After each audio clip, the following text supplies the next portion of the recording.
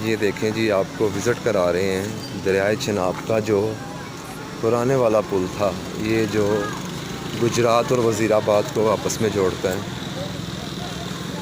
इसको बस इसकी खस्ता हाली की वजह से बंद कर दिया गया था और अब ये लोगों की जो है ना सैर व तफरीह का मरकज़ बना हुआ है। ये देखें,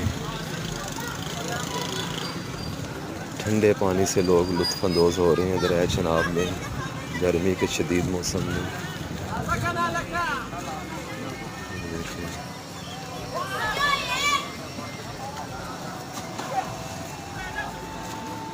छोटे बच्चे भी आए हुए हैं।